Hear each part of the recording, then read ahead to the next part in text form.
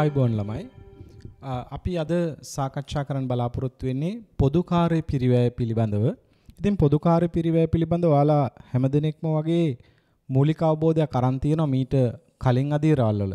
නමුත් අපි ඊටා වැදගත් කාරණයක් අද පොදු කාර්ය පිරිවැයට සාකච්ඡා කරන්න බලාපොරොත්තු වෙනවා. විශේෂයෙන් පොදු කාර්ය පිරිවැය කියන කොටස අපිට විභාගෙදී වැදගත් වෙන්නේ පොදු කාර්ය පිරිවැයට අදාළ වෙන ප්‍රශ්නෙට විතරක් නෙවෙයි. අපිට ප්‍රමිත පිරිවැයකරණයට ගියත්, අයවැය පිළිල කිරීමට ගියත්, ඒ වගේම ආන්තික හා අන්තර්ග්‍රහණ පිරිවැයකරණයට ගියත් අපිට පොදු කාර්ය පිරිවැය කියන එක අමතක කරන්න බැරි වෙනවා. ඒ නිසා මේ පාඩමේ ඉගෙන ගන්න මූලධර්ම, විශේෂයෙන් පොදු කාර්ය පිරිවැය කියන කොටස ඉගෙන ගන්න මූලධර්ම අපිට මේ මුළු පිරිවැය ගිණුම්කරණේ නැත්නම් කළමනාකරණ ගිණුම්කරණේ මුළු විෂය නිර්දේශයටම සම්බන්ධ වෙනවා. ඒ නිසා මම කියනවා මේ පාඩම් වල ඊටාම වැදගත් කොටස තමයි ළමයි පොදු කාර්ය පිරිවැය. දැන් පොදු කාර්ය පිරිවැය කියපු ගමන් එක එක දේවල් මතක් වෙනවා. හරි ලේසි එකක් නේ පොදු කාර්ය පිරිවැය. හැබැයි මම දන්නවා නිශ්චිතවම මේ ළමයින්ගෙන් 80%ක්ම පොදු කාර්ය පිරිවැය හරියට දන්නේ නැතුව ඇති කියලා හිතෙනවා මට. හොඳයි. හරි. අපි අද මේ සෙෂන් එකෙන් මේ පොදු කාර්ය පිරිවැය පිළිබඳව හරියටම ඉගෙන ගමු. මොකද මෙතන අපිට ඉගෙන ගන්න ගොඩාක් වටින දේවල් තියෙනවා පොදු කාර්ය පිරිවැය. විශේෂයෙන්ම අපි පොදු කාර්ය පිරිවැය කිව්වහම ඔබට ටක් ගාලා මතක් වෙන දෙයක් තමයි නිර්වචනය ගත්තොත් මෙහෙම. විකිණිය හැකි ඒකකයක් සමග ආර්ථිකමය ලෙස හඳුනාගත නොහැකි. නැත්නම් අපි කියනවා මෙහෙම. මම මෙහෙම කියනවා. පිරිවැය ඒකකය සමග පිරිවැය ඒකකය සමග එක එල්ලේ හඳුනාගත නොහැකි පිරිවැය. මෙන්න මේකත් එක්ක එක එල්ලේ හඳුනා ගන්න බැරි. එක එල්ලේ හඳුනාගත නොහැකි පිරිවැය. හඳුනාගත නොහැකි පිරිවැය පොදු කාර්ය පිරිවැයයි. ඒ කියන්නේ මොකද්ද? මේ වචනේ තමයි හරියටම තේරුම් ගන්න ඕනේ. මේ නිර්වචනය හරියටම තේරුම් ගන්න ඕනේ. පොදු කාර්ය පිරිවැය කියලා කිව්වේ පිරිවැය ඒකකයේ සමග එක එල්ලේ හඳුනා ගන්න බැරි පිරිවැයට අපි කියනවා පොදු කාර්ය පිරිවැය කියලා. අපි මේ ගැන මෙහෙම කතා කරමු. right? පොදු කාර්ය පිරිවැය. දැන් අපි පිරිවැය ඒකකය. දැන් මම උදාහරණයක් ගන්නම්. අපි මුද්‍රණ ආයතනයක් ගමුකෝ. printing company එකක් තියෙනවා. මේකේ පොත් මුද්‍රණය කරනවා. right? මේකේ පොත් මුද්‍රණය කරනවා. right? මේකේ ව්‍යාපාරය තමයි පොත් මුද්‍රණය කරන එක. right? අපි හිතමු මේ ව්‍යාපාරයට ජනවාරි 1 වෙනිදා 1 ලැබෙනවා පුතා ඇණවුමක්. පොත් 10000ක් ගහලා දෙන්න කියලා. පොත් 10,000ක් 1000ක් දාමු. පොත් 1000ක ඇණවුමක් ලැබෙනවා. ජනවාරි 1 වෙනිදා. මේ පොත් 1000 සම්පූර්ණයෙන්ම වැඩ ඉවර කළා 1.5 වෙනිදා වෙනකොට ඉවර කළා දානවා. 1 පටන් ගත්තා 1.5 ඉවරයි. right? නේද? ටයිම් ලයින් එකක් ඇඳලා 1 වැඩේ ස්ටාර්ට් කළා 1.5 වැඩේ ඉවර කරා. මේ දින 5යි ගියේ. දින 5ක් ගියා. දින 5න් ඔන්න වැඩේ ඉවරයි. පොත් 1000 මුද්‍රණය කරලා එළියට දැම්මා. දැන් මේ පොත් 1000 මුද්‍රණය කරලා ඉවර වෙනකොට නේද? පොත් 1000 මුද්‍රණය කරලා ඉවර වෙනකොටම මේක එළියට දානකොටම අපි දන්න වියදම් ටිකක් තියෙනවා. මොනවද දන්න වියදම්?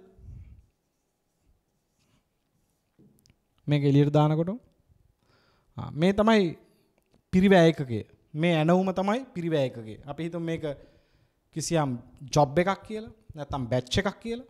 ඒතර මේක තමයි පිරිවැය ඒකකය. මේ පොත් 1000 ඇණවුම තමයි අපේ පිරිවැය ඒකකය. පොත් 1000 ඇණවුම තමයි පිරිවැය ඒකකය. නේද?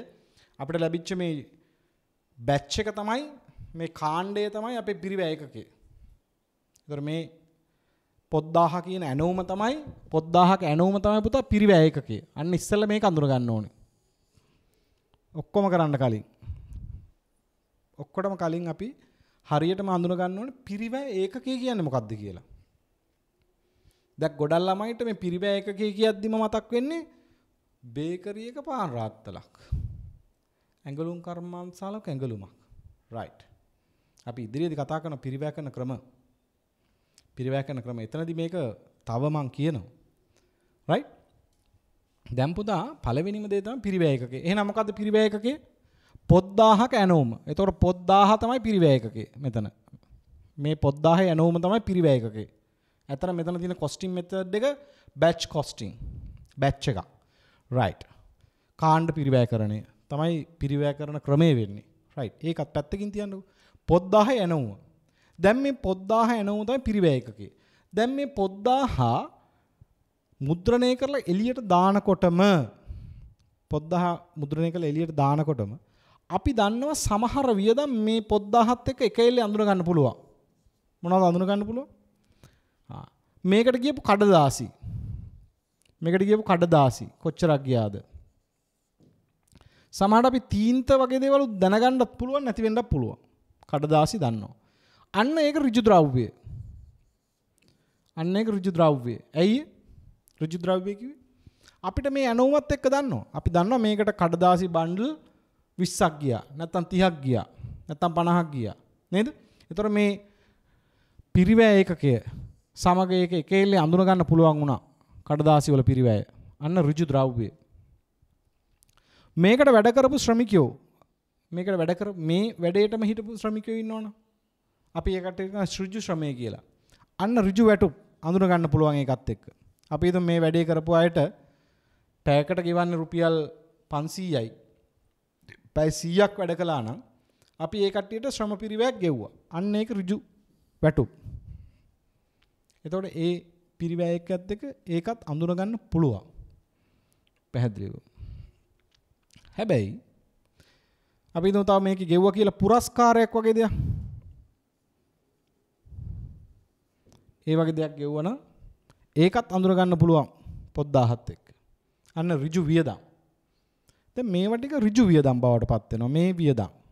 මේවා මේ පිරිවැයකත් එක්ක එකෙල්ලේ අඳුර ගන්න පුළුවන්. පිරිවැයකත් එක්ක එකෙල්ලේ අඳුර ගන්න පුළුවන්. ඒතර පිරිවැයකත් එක්ක එකෙල්ලේ අඳුර ගන්න පුළුවන් වියදම් වලට අපි කියනවා මොනවා කියලාද? ඍජු වියදම් කියලා.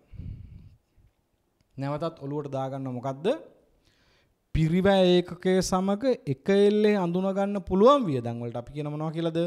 ඍජු වියදම් කියලා. දැන් ඍජු වියදම් වල විශේෂත්වය මොකක්ද? මේ බලන්න. මේ ජනවාරි 1 වෙනිදා ලැබුණ ඇනවුම ජනවාරි 5 වෙනිදා ඉවර කරනවා. මේ ප්‍රොඩක්ට් එක ඉවර කරනවා. මේ බැච් එක ඉවරයි. පිරිවැය ඒකකය නිෂ්පාදනය කරලා ඉවර කරා. ඒකේ වැඩේ ඉවරයි. ජනවාරි 5 වෙනිදා වෙනකොට පැහැදිලිව දන්නවා මේ පොත් 1000ට ගියපු කඩදාසි වල පිරිවැය, ඍජු ශ්‍රමයේ පිරිවැය වගේ දේවල් දන්නවා. අන්න ඒවා පැහැදිලිව අඳුන ගන්න පුළුවන් වුණා පිරිවැයකත් එක්ක. ඒතර ජනවාරි 5 වෙනිදාම අපි ඒක දන්නවා. අන්න ඒව ටිකට අපි කියනවා ඍජු වියදම් කියලා. ඍජු වියදම්. ඒවා ඍජු වියදම්.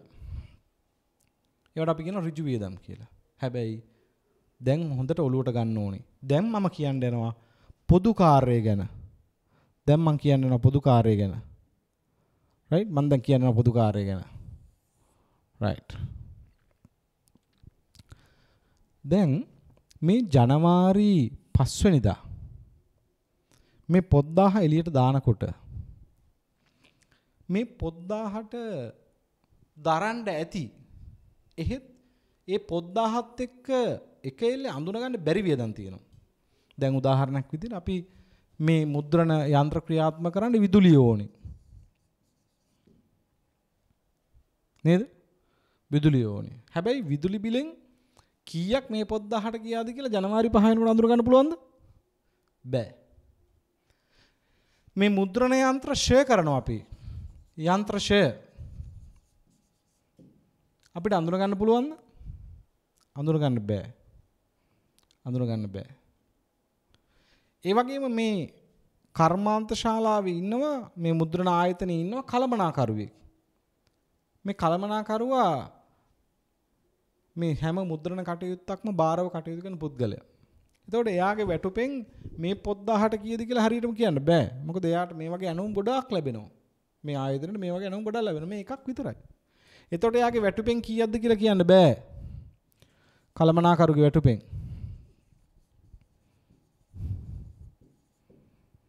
නේද? ඒ වගේම මේ මෙතන තියෙනවා දැන් මේ මැෂින් ක්‍රියාත්මක වෙනකොට මේ මැෂින් වල හොඳට ක්‍රියාත්මක වෙන්න අපි ලිහිසි තෙල් වගේ දේවල් සමහරට පාවිච්චි කරනවා. නේද? නැත්තම් මේ වගේ මේන්ටනන්ස් වලට විවිධ ද්‍රව්‍ය පාවිච්චි කරනවා. අපි හිතමු මේවා මේ ලිහිසි තෙල් ඒ වගේ දේවල් පාවිච්චි කරනවා කියලා මැෂින් වලට. නේද? right. එතකොට සමහරට මේ යන්ත්‍ර වල පොඩි පොඩි උපාංග ඇතුළත් කරන නඩත්තු ද්‍රව්‍ය විදිහට නඩත්තු ද්‍රව්‍ය මේ වැඩේ කරගෙන යන. දැන් නඩත්තු ද්‍රව්‍ය ලිහිසි තෙල් මේ පොත් 1000ට කීයක් ගියද කියලා හොයත හැකිද? හොයන්න බෑ. නේද? නිශ්චිත හොයන්න බෑ. හැබැයි අර කඩදාසි ඒ වගේ දේවල් මේ ජනවාරි 5 මේක අවුට් කරනකොටම අපි කීයද කියලා හරියටම දන්නවා. අන්න ඒවට කිව්ව ඍජු පිරිවැය කියලා. එහෙම කියන්න බැරි ඒවට. පිරිවැය එකේ සමග එකෙල්ලේ අඳුන ගන්න බැරි වියදම් වලට අපි කියන මොනවා කියලාද? පොදු කාර්ය පිරිවැය කියලා. පොදු කාර්ය පිරිවැය. හෙවත් වක්‍ර පිරිවැය. පොදු කාර්ය පිරිවැය හෙවත් වක්‍ර පිරිවැය. දැන් ඔන්න ළමයි හොඳට ආයෙත් තේරුම් ගන්න ඕනේ. නේද? දැන් මේ පොත් 1000ක ඇණවුම නිෂ්පාදනය කිරීමට අදාළව පොත් 1000ක ඇණවුම නිෂ්පාදනය කිරීමට අදාළව වියදම් ප්‍රමාණයක් යම්කිසි වියදම් ප්‍රමාණයක් ඒ පිරිවැයකත් එක්ක එකෙල්ලේ අඳුන ගන්න පුළුවන් වුණා. තවත් වියදම් ටිකක් තිබුණා. ඒක පිරිවැයකත් එක්ක එකෙල්ලේ අඳුන ගන්න බෑ. නේද? බෑ. අන්නේ වියදම් වලට අපි කියන මොනවා කියලාද? පොදු කාර්ය පිරිවැය හෙවත් වක්‍ර වියදම් කියලා. පිරිවැය ඒකකයේ සමග එකෙල්ලේ අඳුනා ගන්න බැරි වියදම් වලට පිරිවැය ඒකකයේ සමග එකෙල්ලේ අඳුන ගන්න බැරි වියදම් වලට අපි කියන මොනවා කියලාද? පොදු කාර්ය පිරිවැය කියලා. දැන් මේ පොදු කාර්ය පිරිවැය ඇතුලේ තියෙන්න පුළුවන් ද්‍රව්‍ය ස්වභාවයව තියෙන්න පුළුවන්. ශ්‍රමයේ වගේ ඒවා තියෙන්න පුළුවන්. වියදම් තියෙන්න පුළුවන්. දැන් ද්‍රව්‍ය කිව්වොත් දැන් ලිහිසි තෙල් ගත්තොත් නඩත්තු ද්‍රව්‍ය ගත්තොත් ද්‍රව්‍ය. කලමනාකරක වැටුප ගත්තොත් පුතා ශ්‍රමය. ඒ දෙකටම අයිති වෙන්නේ නැතිව ගොඩක් තියෙනවා මේ. විදුලිය, යන්ත්‍රශය, කර්මාන්තශාලා කුලී නේ. ගොඩනැගිලි ශය, මුරකරුගේ වැටුප්. මුරකරුගේ වැටුප් අපිට එනවා ශ්‍රමයට නේද? එතකොට වඩ පේනවා මේ පොදු කාර්යවලක් තියෙන්න පුළුවන් ද්‍රව්‍ය ස්වභාවයව, ශ්‍රමයේ ස්වභාවයව, වියදම් වල ස්වභාවයව. ඒ කියන්නේ වක්‍ර ද්‍රව්‍ය, වක්‍ර ශ්‍රමය, වක්‍ර වියදම්. නේ? ස්වභාවයෙන්. right. එතනත් මම පුංචි දෙයක් කිව්වා. පොදු කාර්ය පිරිවෙල වර්ගීකරණය කළා මම ස්වභාවය අනුව. නේද? වක්‍ර ද්‍රව්‍ය, වක්‍ර ශ්‍රමය, වක්‍ර වියදම්. right. ඉතින් වැදගත්ම දේ තමයි දැන් තේරුම් ගත්ත දේ, දැනට තේරුම් ගත්ත දේ මොකද්ද? පිරිවැය ඒකකයේ සමග එකෙල්ලේ අඳුන ගන්න බැරි වියදම් වලට අපි කියන මොනවා කියලාද? පොදු කාර්ය පිරිවැය කියලා. right. තාම වැදගත්ම දේ කිව්වේ නැහැ. තාම වැදගත්ම දේ කිව්වේ නැහැ. ඇයි එහෙම කියන්නේ මම? right. දැන් නැවත බැලුවොත් 1.1 ඉඳලා 1.5 දක්වා 1.1 ඉඳලා 1.5 දක්වා මේ පොත් 1000 මුද්‍රණය කරලා ඉවරනකොට අපි බලමු. අපි දන්නවා කඩදාසි වල පිරිවැය. ඍජු ද්‍රව්‍ය. අපි හිතමු ඍජු ද්‍රව්‍ය ගිය 70000යි. කඩදාසි වලට ගිහලා තිබ්බ රුපියල් 70000ක පිරිවැය. ඍජු ශ්‍රමය. මේ වැඩේටම නිරත වෙච්ච ඍජු ශ්‍රමිකයන්ට ගෙවපු වැටුප රුපියල් 10000යි. right? අපි හිතමු ඔය දෙක විතරයි තිබ්බේ කියලා. එහෙනම් 80000යි. ප්‍රාථමික පිරිවැය. වෙනත් ඍජු වියදම් තිබ්බේ නැහැ කියලා හිතමු. ප්‍රාථමික පිරිවැය 80000යි. දැන් අපිට ඕනේ පොදු කාර්ය කීයද කියලා.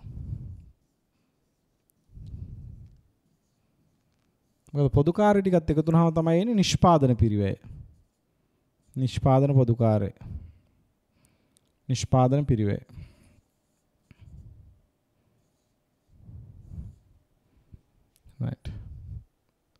මෙන්න මේ ක්වෙස්චන් මාක් එක තමයි අපිට ක්වෙස්චන් මාක් එක දැන්. මෙන්න මේකට සොලියුෂන් එකක් හොයන්න තමයි දැන් අපි යන්නේ. මෙන්න මේකට සොලියුෂන් එකක් හොයන්න යන්නේ විසඳුමක් හොයන්න. පොදුකාරය කීයක් දාන්නේ? ඇයි? පොදුකාරය පිරිවේ එක එල්ලේ අඳුර ගන්න බැරි වුණා. ජනවාරි 5 වෙනිදා වෙනකොට දන්නේ මේ ඇනවුමට ගියපු විදුලිය කීයද? මේ ඇනවුමට ගියපු කර්මාන්ත ශාලා කුලිය කීයද? මේ ඇනවුමට ගියපු යන්ත්‍රශය කීයද? අපි ඒක දන්නවද? ඒක දන්නේ නැහැ. නේද? ජනවාරි 5 වෙනිදා වෙනකොට අපි දන්නේ නැහැ ඒ ඇනවුමටම කියලා ඇති වෙච්ච විදුලිය, රක්ෂණය, ගොඩනැගිලි කුලිය, යන්ත්‍රශය වගේ වියදම්. එහෙනම් කොහොමද ඒක මෙතනට දාන්නේ කීයක් හරි? ඒක දාන්න නම් අපිට සිද්ධ වෙනවා මොනවා හරි වැඩපිළිවෙලක් සාකස් කරන්න. නේද? වැඩපිළිවෙල සකස් කරන්න. දැන් ඔයා හිතන්න බලන්න එහෙනම් කොහොමද මේක දාන්නේ? දැන් ඔයා හිතනවා. දැන් කඩදාසි ඒ වගේ ඍජු ද්‍රව්‍ය පිරිවැය දැක්කා. පොත් 1000 එළියට යනකොට මේක එච්චරක් ගියා. ශ්‍රමයත් ඍජු ශ්‍රමයත් අඳුර ගන්න පුළුවන් වුණා. ඒක හරි. දැන් ඔයා කල්පනා කරනවා මේ පොත් 1000ට ගොඩනැගිලි කුලියෙන් කීයක් දානවද? යන්ත්‍රශය වලින් කීයක් දානවද? කොහොමද දාන්නේ? දානකොට එන ඔන්න ප්‍රශ්න කීපයක් පුතා. පළවෙනි ප්‍රශ්නේ. ඔන්න පළවෙනි ප්‍රශ්නේ එනවා පුතා මොකක්ද? 1.5 වෙනකොට 1.5 වෙනකොට වියදම් ඇති වෙලත් නැහැ. විදුලි බිල ඇවිල්ලා නැහැ. යන්ත්‍ර තාම ෂය කරලා නැහැ. ගොඩනැගිලි කුලිය තාම ගෙවලා නැහැ. කලමනාකරුගේ වැටුප ගෙවලත් නැහැ. හරියටම කීයද කියලා දන්නෙත් නැහැ. යාට තව මොන හරි දිරිදීම නැහැ වෙනවනම්. දැන් ඔන්න ප්‍රශ්නේ මොකද්ද වෙන්නේ? අන්න ප්‍රශ්නයක් එනවා. දැන් වරිපණම් රක්ෂණේ වගේ වියදම් තාම ඇති වෙලත් නැහැ මෙදාට. 1.5 වෙනකොට. අන්න ප්‍රශ්නයක් එනවා මේ. හැබැයි 1.5 වෙනකොට මේ ටික ඇති වුණා. ඍජු ද්‍රව්‍ය ඍජු ශ්‍රමය ඇති වුණා. ඉන්කර්ඩ් ඇති වුණා. මේ ටික ඇති වෙලත් නැහැ තාම. හරියට ගණන් දන්නෙත් නැහැ කීයක් වේද කියලා. විදුලි බිල කීයක් වේද කියලා දන්නේ නැහැ. නේද? යන්ත්‍ර නඩත්තුව කීයක් වේද කියලා දන්නේ නැහැ මේ මාසෙට. දැන් මොකද කරන්නේ එහෙනම්? අන්න ප්‍රශ්නේ පටන් ගන්නවා. හැබැයි මේවා දාන්න නැතුව ඉඳලා හරියනවද? අනේ එහෙනම් ඕනේ නැහැ. ඕක අමාරු වැඩක් අතහැරලා දාතයිද? බෑ. ඇයි? අපි දන්නවා පොදුකාර්ය පිරිවැය දරන්න නැතුව නිෂ්පාදනය කරන්නත් බෑ. හැබැයි කීයක්ද දාන්න ඕනි කියලා එකවරම කියන්නත් බෑ. නේ? කීයක්ද දාන්න ඕනි කියලා එකවරම කියන්නත් බෑ. එහෙනම් අපි මොකද කරන්නේ? එහෙනම් සිද්ධ වෙනවා ළමයි අපිට යම්කිසි තාර්කික ක්‍රියාවලියකට යන්න මෙන්න මෙතනට කීයක් හරි දාන්න. මේකට අපි කියනවා පොදුකාර්ය පිරිවැය බෙදා හැරීමේ ක්‍රියාවලිය. නේද? පොදුකාර්ය පිරිවැය මේ පිරිවැය එකකට ඇතුළත් කරන්න ඕනේ. අපි ඒකට කියනවා පොදුකාර්ය අන්තර්ග්‍රහණය කරනවා කියලා. පොදුකාර්ය පිරිවැය එකට ඇතුළත් කිරීමට අපි කියනවා පොදුකාර්ය පිරිවැය අන්තර්ග්‍රහණය කියලා. නේද? එහෙනම් දැන් පොදුකාර්ය පිරිවැය කොහොමද අන්තර්ග්‍රහණය කරන්නේ? නිකම්ම බෑ. පොදුකාර්ය පිරිවැය නිකම්ම දාන්න බෑ. පොදුකාර්ය පිරිවැය නිකම්ම දාන්න බෑ. අන්න පොදුකාර්යය ඇතුළත් කරන්න වෙනවා. දැන් ඔන්න ප්‍රශ්න කීපයක් වෙනුණා. මට වැදගත්ම දෙයක් වාට පෙන්වන්න ඕන වුණා. මොකද්ද පුතා? මට පෙන්වන්න ඕන වුණා මේ පොදුකාර්ය පිරිවැය කියන එක 1.5 වෙනකොට ඇති වෙලා තිබෙත් නෑ තාම. අඩු ගානේ මාස ඉවරනකොට කීයක් යයිද කියලා හරියටම දන්නෙත් නෑ. හරි.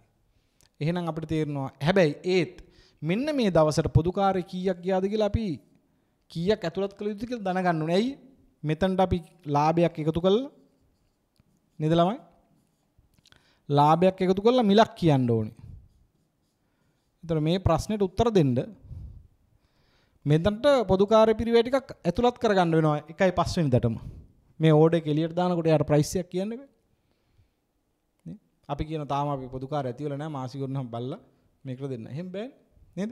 එහෙනම් ඔබට පැහැදිලි වෙනවා මට වැදගත්ම දේ තමයි ඔබට කියන්න ඕන උනේ ඔබ තේරුම් ගන්නට අවශ්‍යයි පොදුකාර්ය පිරිවැය මෙතනට ඇතුළත් කරන්න අවශ්‍ය වෙන්නේ ඇයි?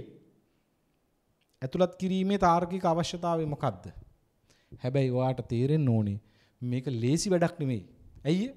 ඍජු පිරිවැය නම් ඇති වෙලා ඉවරයි. හැබැයි පොදුකාර්යය එහෙම නෑ. එහෙනම් පොදුකාර්යය කොහොමද මෙතනට දාන්නේ? ඒකට අපි මෙහෙම වැඩක් කරනවා.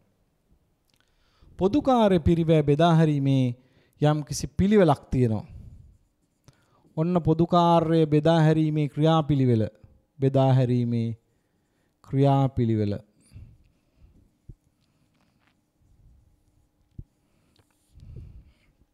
අපි මොකද කරන්නේ දැන්? අපි බලනවා දැන් අපි ක්‍රමයක් හොයාගන්න බෑ මොකක් හරි දැන් පොදු කාර්ය ඇතුළත් කරන්න. අපි ඉස්සෙල්ලම බලනවා එහෙනම් ජනවාරි මාසෙට කොච්චරක් පොදු කාර්ය ඇති වෙයිද කියලා. නේද? ජනවාරි මාසෙට නැත්තම් ජනවාරි මාසෙට නැත්තම් පළවෙනි කාර්තුවට නැත්තම් ඊළඟ වර්ෂය සඳහා නේද? අයවැයගත පොදු කාර්ය ප්‍රමාණයක් බලන්න ඕනේ. කොච්චරක් ඇති වෙයිද කියලා තීරණය කරනවා.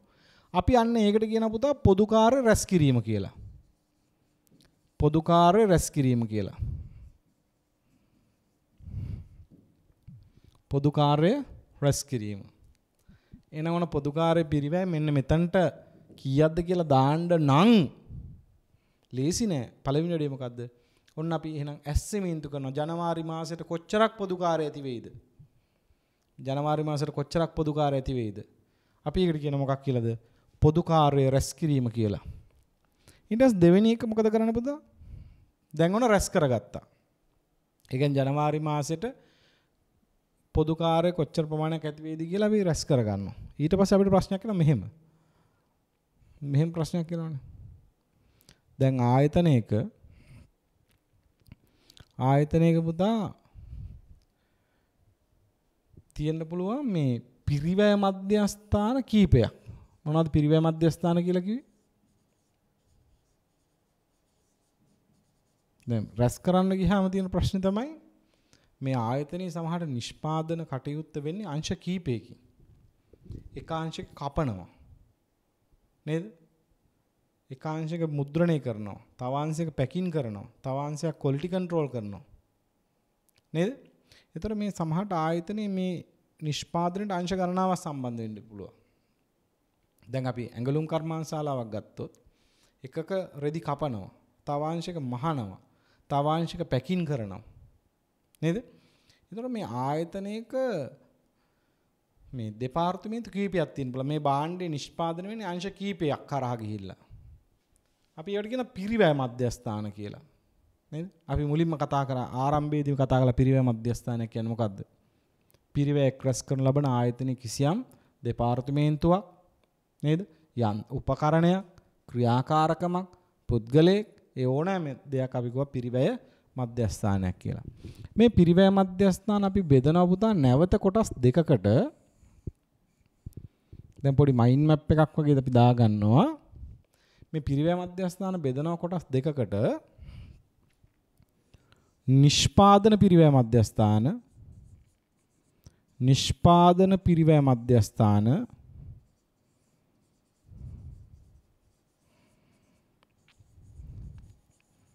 සේවා පිරිවැය මධ්‍යස්ථාන කියලා.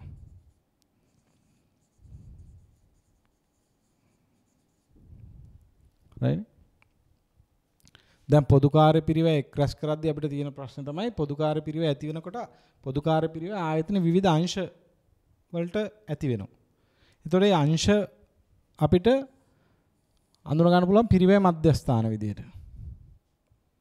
මේ ආයතනයේ පොදු කාර්ය රැස් කරන විවිධ ආයතනයේ අංශ අපි කියනවා පිරිවැය මධ්‍යස්ථාන. ඒවා නිෂ්පාදන පිරිවැය මධ්‍යස්ථානත් තියෙන්න පුළුවන්. සේවා පිරිවැය මධ්‍යස්ථාන තියෙන්නත් පුළුවන්. මම මේ පොදු කාර්ය පිරිවැය බෙදා හැරීමේ ක්‍රියාවලියේදී මේ පිරිවැය මධ්‍යස්ථාන වර්ගීකරණය කරන කොහොමද? නිෂ්පාදන පිරිවැය මධ්‍යස්ථාන සහ සේවා පිරිවැය මධ්‍යස්ථාන කියලා. ඇයි එහෙම කළේ? ඇයි ළමයි එහෙම කරන්නේ? ඇයි එහෙම කරන්නේ? නිෂ්පාදන පිරිවැය මධ්‍යස්ථාන ළමයි ආයතනයේ මේ පිරිවැය ඒකකය ගමන් කරන්නේ නිෂ්පාදන පිරිවැය මධ්‍යස්ථාන හරහා. දැන් ඇඟලුම් කර්මාන්ත ශාලාවක් ගත්තා නම් මේකේ ඇඳුම් කපනවා, ඒ කියන්නේ රෙදි ටික කපනවා, ඇඳුම මහනවා, තව තැනක පැකින් කරනවා. එතකොට මේ හරහා තමයි පිරිවැය ඒකකේ ගමන් කරන්නේ. ඒකට අපි කියනවා නිෂ්පාදන පිරිවැය මධ්‍යස්ථාන කියලා. ආයතනයේ තව අංශ ඉන්නවා පුතා. ආයතනයේ තවත් අංශ ඉන්නවා. ඒ අය භාණ්ඩ නිෂ්පාදනය කරන්නේ නැහැ. ඒ කියන්නේ ඒ අංශ හරහා පිරිවැයකේ ගමන් කරන්නේ නැහැ. හැබැයි ඒ කට්ටිය නිෂ්පාදන ක්‍රියාවලියට සහාය වෙනවා. අපි ඒ වගේ ආයතනයේ තියෙන අංශ වලට කියන මොනවා කියලාද? සේවා පිරිවැය මධ්‍යස්ථාන කියලා. ආයතනයේ වෙනි අංශ වලට අපි කියන මොකක් කියලාද? සේවා පිරිවැය මධ්‍යස්ථාන කියලා. සේවා පිරිවැය මධ්‍යස්ථාන වල කාර්යය මොකක්ද? සේවා පිරිවැය මධ්‍යස්ථාන වල කාර්යය මොකක්ද? මේ භාණ්ඩ නිෂ්පාදනය කරන්නේ නැහැ. මේ භාණ්ඩ නිෂ්පාදනය කරන්නේ නැහැ. මේ අංශ හරහා පිරිවැයකේ ගමන් කරන්නේ නැහැ. හැබැයි මේ අංශ දායකත්වයක් දෙනවා නිෂ්පාදන පිරිවැය මධ්‍යස්ථාන පවත්වගෙන යන්න. ඒකට සහාය වෙනවා. දැන් උදාහරණයක් විදිහට නඩත්තු අංශය ගමුකෝ. නඩත්තු අංශය භාණ්ඩ නිෂ්පාදනය කරනවද? නෑ. නඩත්තු අංශය භාණ්ඩ නිෂ්පාදනය කරන්නේ නෑ ළමයි. හැබැයි නඩත්තු අංශය ඕනේ නිෂ්පාදන අංශ වලට. නිෂ්පාදන අංශ වල යන්ත්‍රයක් කඩනවාම මේක හදලා දෙන්න ඕනේ. ලයිට් එක පිච්චුනවාම දාලා දෙන්න ඕනේ. නේද? ඒවට ඕනේ නඩත්තු අංශය. ඒකට නිෂ්පාදනයේ සහාය වෙනවා. හැබැයි නිෂ්පාදනය කරන්නේ නැහැ. ඒ කියන්නේ පිරිවැය ඒකකේ නඩත්තු අංශය හරහා ගමන් කරන්නේ නැහැ. ඊට පස්සේ ගත්තොත් ගබඩාව ගත්තත් එහෙමයි. දැන් ගබඩාව ගත්තා. ගබඩාවේ භාණ්ඩ නිෂ්පාදනය කරන්නේ නේද? හැබැයි ගබඩාව සහාය වෙනවා නිෂ්පාදන අංශ වලට. අවශ්‍ය වෙලාවට අමුද්‍රව්‍ය ටික දෙනවා. නේද? ඒවා සපයලා සහාය වෙනවා. ඒතර මේ වගේ අංශ වලට අපි කියනවා සේවා පිරිවැය මධ්‍යස්ථාන කියලා. අන්න ඒකත් අපි ඔලුවට දාගන්නවා. නේද? හා. එහෙනම් පොදු කාර්ය පිරිවැය රැස් කරද්දී අපි මොකද කරන්නේ? ආයතනයේ පළමුව අඳුර ගන්නව මොනවද? පොදු කාර්ය පිරිවැය කියලා. ඒක තමයි පොදු කාර්ය රැස් කිරීම කියලා කියන්නේ. මේ පළවෙනි අදියරේදී මොකද කරන්නේ? ආයතනයේ පොදු කාර්ය මොනවද කියලා අඳුර ගන්නවා. නේද? අපි දැන් ඔන්න කරන්න යන්නේ මොකද්ද? ජනවාරි මාසේ පොදු කාර්ය කීයක් වෙයිද කියලා අඳුර ගන්නවා. අන්නේ පොදු කාර්ය පිරිවැය අඳුර ගන්න එක ආයතන ඉදිරි කාලච්චය සඳහා ඇති විය හැකි පොදු කාර්ය පිරිවැය අඳුර ගන්න එකට අපි කියන මොකක් කියලාද? පොදු කාර්ය රැස් කිරීම කියලා. ඔන්න දැන් ලයිස්තුවක් හදා ගන්නවා. ජනවාරි මාසෙට ඇති වෙන්න පුළුවන් පොදු කාර්ය. විදුලිය, රක්ෂණය, ගොඩනැගිලි කුලී, වරි පනම් යනාදී වශයෙන් පොදු කාර්ය පිරිවැය ලිස්ට් එකක් ඔන්න හදා ගන්නවා. ජනවාරි මාසෙට ඇති වෙන්න පුළුවන්. ওই ලිස්ට් එක හදා ගන්න එකට කියන මොකක් කියලාද පුතා? පොදු කාර්ය රැස් කිරීම කියන එක. හරිනේ, බොහොම සරලයිනේ. නේද? ඉදිරි කාලච්ඡේදය සඳහා අයවැයගත පොදු කාර්ය පිරිවැයවල ලයිස්තුවක් අපි හදා ගන්නවා. අයවැයගත සංඛ්‍යාත් එක්ක. අන්න ඒකට කියන මොකක් කියලාද? පොදු කාර්ය රැස් කිරීම කියලා. දැන් විභාග ගණන් වල නම් පොදු කාර්ය ටික රැස් කරලා දෙනවා. හැබැයි ඉතින් ප්‍රායෝගිකව ආයතනයක වැඩ කළොත් ඔයාට ඔය වැඩේ කරන්න බෑ පුතා. ඔයා රැස් කිරීම ඉදලම කරන්න වෙනවා. නේද? කවන්නේ අපි වෙනම කතා කරමුකෝ. නේද? රයිට්. එහෙනම් පළවෙනියට මේ ලයිස්තුව හොයාගන්න එක. මේ ලයිස්තුව හොයාගන්න එකට අපි කියන මොකක් කියලාද? පොදු කාර්ය රැස් කිරීම කියලා. දැන් මොකද කරන්න පුතා? දෙවෙනියට. ඔන්න පොදු කාර්ය පිරිවැය ටික රැස් කරා. රැස් කරලා ඉවර වෙලා නේද? පොදු කාර්ය පිරිවැය ටික රැස් කරලා ඉවර වෙලා මොකද කරන්නේ? දැන් ඕවා මේ දෙපාර්තමේන්තු වලට බෙදලා දෙන්න ඕනේ. මේ එක එක දෙපාර්තමේන්තුවට බෙදලා දෙනවා. ඇයි බෙදන්නේ කියලා මම කියනවා. දැන් රැස් කරලා ඉවරලා බෑනේ. පොදු කාර්ය පිරිවැය ටික රැස් කරගෙන තියාගෙන ඉඳලා බෑ.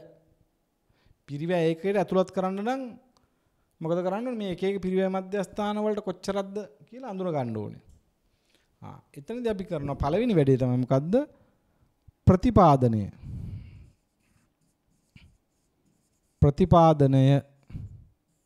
එහෙම නැත්නම් වෙන් කිරීම. ප්‍රතිපාදනය නැත්නම් වෙන් කිරීම. පොදු කාර්ය පිරිවැය ප්‍රතිපාදනය එහෙම නැත්නම් වෙන් කිරීම. ඒ මොකක්ද ඒකලේ? දැන් අපි මේ ලයිස්තුවක් හදාගත්තානේ. නේද? අපි ලයිස්තුවක් හදාගත්තා. පොදු කාර්ය පිරිවැය වල ලයිස්තුවක් හදාගත්තා. අපි දුම් මෙහෙම ලයිස්තුවක් හදාගත්තා කියලා. කොහොමද ලයිස්තුව හදාගත්තේ? ඔන්න තියෙනවා අපේ විදුලිය. ලක්ෂයයි. ඉදිරි කාලත් සඳහා අයවැයගත විදුලිය ලක්ෂයයි. රක්ෂණය 50000යි.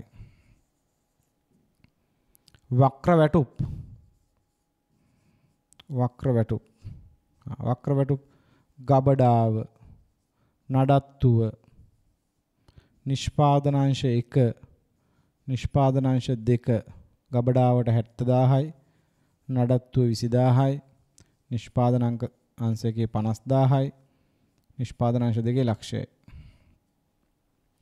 වරි පණම් 30000යි. right. ඔව් ඉතින් රැස් කරා. රැස් කරාට පස්සේ පුතා මිද රැස් කරාම බලන්න විදුලිය තියෙන රක්ෂණයේ තියෙන වක්‍ර වියදම් වක්‍ර වැටුප්. මෙන්න මේක බලන්න වක්‍ර වැටුප්.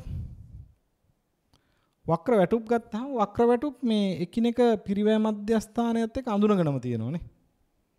අඳුනගෙනම තියෙනවා. අන්න ප්‍රතිපාදනය කියලා කියන්නේ පුතා මොකක්ද? ප්‍රතිපාදනය කියලා කියන්නේ මොකක්ද? නිශ්චිත පිරිවැය මධ්‍යස්ථානයක් එක්ක අඳුනගත්ත පොදු කාර්ය ටික එයාට බෙදලා දෙනවා. එයාටම දෙනවා. දැන් උදාහරණයක් විදියට ගබඩාවේ වක්‍ර වැටුප් තින් ගබඩාවට දෙන්නේ නැතුව කාට දෙන්නද? නේද? නඩත්තු අංශයේ වක්‍ර වැටුප් නඩත්තු අංශයට දෙන්නේ නැතුව කාට දෙන්නද? අන්නේ විදිහට යම් නිශ්චිත පිරිවැය මධ්‍යස්ථානයක් එක්ක අඳුන ගන්න පොදු කාර්ය පිරිවැය ටික මොකද කරන්නේ? ඒ පිරිවැය මධ්‍යස්ථානෙට බෙදා හරිනවා. අන්න ඒකට අපි කියන මොකක් කියලාද? පොදු කාර්ය පිරිවැය ප්‍රතිපාදනය එහෙම නැත්නම් වෙන් කිරීම කියලා. හැබැයි වාට පේනවා මේ විදුලිය රක්ෂණයේ වරිපණ මේවා එහෙම දන්නේ නැහැ. මේ ආයතනේ දැන් නිෂ්පාදන පිරිවැය මධ්‍යස්ථාන කිහිපයකුත් සේවා පිරිවැය මධ්‍යස්ථාන කිහිපයකුත් තිබ්බොත් දැන් දන්නේ නැහැ මේවා විදුලිය අපි දන්නේ නිෂ්පාදන පිරිවැය මධ්‍යස්ථාන 1ට කීයද නිෂ්පාදන පිරිවැය මධ්‍යස්ථාන 2ට කීයද ගබඩාවට කීයද නඩත්තුවට කීයද කියලා නැහැ. වෙන වෙනම ලයිට් බිලක් එන්නේ නැහැ. වෙන වෙනම විදුලි බිලක් ඇවිල්ලා නැහැ මේ අංශ වලට. එක මීටරෙන් ලයිට් අරන් තියෙන්නේ. විදුලි බල මණ්ඩලයෙන් දෙන එක බිලයි ආයතනයේට. නේද? අන්න ප්‍රශ්නයක් වෙනවා. කොහොමද මේ කට්ටියට බෙදලා දෙන්නේ මේක? මේ කට්ටියට කොහොමද මේක බෙදලා දෙන්නේ? අන්න ඒ ප්‍රශ්නේ එනවනේ. දැන් ඊට පස්සේ අන්න ඒ ප්‍රශ්නෙට විසඳුමක් විදිහට අපි මොකද කරන්න ළමයි? අපි දැන් කරනවා අපි මේකට කියන පොදු කාර්ය පිරිවැය ප්‍රාථමික විභජනය කියලා. පොදු කාර්ය පිරිවැය ප්‍රාථමික විභජනය කියලා. මේකට අපි කියන මොකක් කියලාද? පොදු කාර්ය පිරිවැය ප්‍රාථමික විභජනය. දැන් මොකද කරන්නේ? දැන් මේ විදිහට නිශ්චිත පිරිවැය මධ්‍යස්ථානයක් එක්ක අඳුන ගන්න බැරි පොදු කාර්ය ටික නිශ්චිතම පිරිවැය මධ්‍යස්ථානයක් එක්ක අඳුන ගන්න බැරි පොදු කාර්ය පිරිවැය ටික අපි මොකක් හරි තාර්කික පදනමකට මොකද කරන්නේ?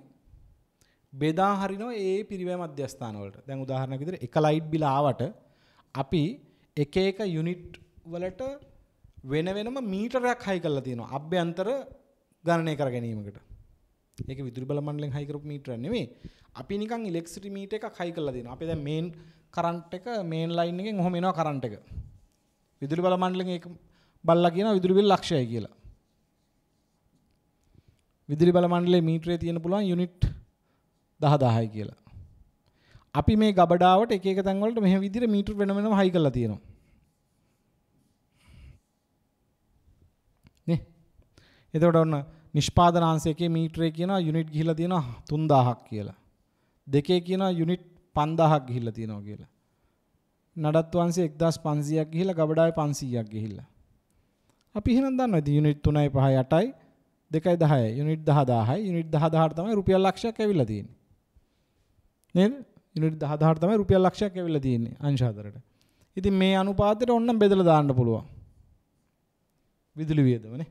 මේ විදුලි වියදම ලක්ෂය ඒ විදිහට පිරිවැය මධ්‍යස්ථාන වලට වෙන් කරන්න පුළුවන් ඕනනම් ඒකට ගැළපෙන පදනමක් යොදාගන්න. දැන් විදුලි භාවිතේ නම් විදුලි වියදමට එක අංශයේ විදුලි මීටර වෙනම තියෙනවා නම් කොච්චරද විදුලි එකක් කියලා තියෙනවා අන්න ඒක බලලා බෙදා හරින්න පුළුවන්. නේද? දැන් ගොඩනැගිලි කුලිය කියලා හිතමුකෝ. ගොඩනැගිලි කුලිය ලක්ෂ දෙකක් තියෙනවා මේ අපි ගෙවලා නැහැ වෙන වෙනම ගබඩාවට මෙච්චරයි ගබඩාවට මේ ප්‍රමාණය නිෂ්පාදන අංශයකට මෙච්චරයි කියලා වෙන වෙනම රෙන්ට් ඇග්‍රීමන්ට් සයින් කරලා නැහැ. එක රෙන්ට් ඇග්‍රීමන්ට් එකක් තියෙනවා ඒකට අනුව ගොඩනැගිලි කුලිය ලක්ෂ 2යි මාසෙට. දැන් කොහොමද මේ ලක්ෂ 2 බෙදා හරින්නේ? අපි බලනවා එහෙනම්. අපිට ඉතින් එතකොට තේරෙනවා දැන් ලක්ෂ 2 ගොඩනැගිලි කුලිය බෙදා හරින්න පුළුවන්. මුළු ආයතනයේම තියෙන වර්ග මීටර් 2000යි. එහෙනම් එක එක අංශයේ මේ 2000 බෙදාගෙන තියෙන්නේ කොහොමද? ඒ අනුපාතයට බෙදා හරිනවා. අන්න ඔය ස්ටේජ් එකට කියනවා පුතා ප්‍රාථමික විභජනය කියලා. ඔය ස්ටේජ් එකට කියනවා ප්‍රාථමික විභජනය කියලා. මොකද්ද ප්‍රාථමික විභජනය කියන්නේ ඇත්තටම? නිශ්චිත පිරිවැය මධ්‍යස්ථානයක් එක්ක අඳුන ගන්න බැරි පොදු කාර්යය. නිශ්චිත පිරිවැය මධ්‍යස්ථානයක් එක්ක අඳුන ගන්න බැරි පොදු කාර්යය යම් සාධාරණ තාර්කික පදනමකට පිරිවැය මධ්‍යස්ථාන අතර බෙදා හැරීමට අපි කියන මොකක් කියලාද? ප්‍රාථමික විභජනය කියලා. ප්‍රාථමික විභජනය කියලා. කියන්නේ විභජනය කියන අදියරේ පළවෙනි එක. විභජනය කියන අදියරේ පළවෙනි එක තමයි ප්‍රාථමික විභජනය. මේක අංක 1 කියලා දැම්මොත් මේක අංක 2 කියලා දැම්මොත් විභජනයේ 3 කියලා දැම්මොත් 3 1. නැත්තම් කෙලින්ම 3 කියලා ගත්තත් කමන්නේ. ප්‍රාථමික විභජනය. ඊට පස්සේ එනවා පුතා ප්‍රශ්නයක් මෙහෙම එකක්. දැන් මෙතනට දෙන්න තමයි තියෙන්නේ. මේ කතන්දරේ දිගයි මේ සම්පූර්ණම වීඩියෝ එක බලලා නැවත බලුවාම තේරෙනවා මේ කරන්න ඕනේ විදිහ. රයිට් මේ පොදුකාර්ය පිරිවැය කියන එක තේරුම් ගන්නම ඕනේ. තේරුම් ගන්නම ඕනේ. හොඳටම තේරුම් ගන්න ඕනේ. මේක මම කොහොම හරි තේරුම් කරවනවා ඔයාට. මම මේ ගෙදරට එවලා තියෙන ටියුට් එකට අමතරව තව පුංචි එක්සර්සයිස් එකක් ඇතුළත් කරනවා. වෙබ් එකටත් දානවා ගෲප් එකටත් දානවා ළමයි අන්න ඒකත් කරන්න. රයිට්? අන්න ඒ වැඩෙත් කරන්න. නේද? ඔයා හිතනවා මං නම් ඉතින් පොදුකාර්ය දන්නවා කියලා හිතනවනේ. නේ? මම පුංචි ටෙස්ට් එකක් දෙනවා. පොදුකාර්ය පිරිවෙය දන්නවද කියලා බලත හැකි ඒතොර ළමයි. රයිට්? මම පොඩි ටෙස්ට් එකක් දෙනවා ඒකට. රයිට්. දැන් ඔන්න මොකද වෙන්නේ මේ පිරිවෙය මධ්‍යස්ථාන වල බෙදලා ඇරියා. ඊළඟට එන ප්‍රශ්නේ තමයි ළමයි මොකද්ද? දැන් ওই බෙදලා අරිනකොට මේ ඔක්කොටම ගියා. නේ? ගබඩාවටත් ගියා, නඩත්තු අංශයටත් ගියා, නිෂ්පාදන අංශයකටත් ගියා. ඔය හැමතැනම දැන් පොදු කාර්යය තියෙනවා එකතු වෙලා. නේ? පොදු කාර්ය ටික එකතු වෙලා තියෙනවා. දැන් මොකද වෙන්නේ? දැන් ප්‍රශ්නයක් එනවා මේ භාණ්ඩ නිෂ්පාදනය වෙන්නේ නැහැනේ සේවා පිරිවැය මධ්‍යස්ථානවල. භාණ්ඩ නිෂ්පාදනය වෙන්නේ නැහැනේ සේවා පිරිවැය මධ්‍යස්ථානවල. එතකොට එතන පොදුකාර්ය පිරිවැය ටික එකතු කරලා තියාගත්තට වැඩක් වෙන්නේ නැහැ. එතන පොදුකාර්ය පිරිවැය ටික එකතු කරලා තියාගත්තට වැඩක් වෙන්නේ නැහැ ළමයි. ඇයි? දැන් සේවා පිරිවැය මධ්‍යස්ථානවල භාණ්ඩයක් නිෂ්පාදනය වෙන්නේ නැහැ.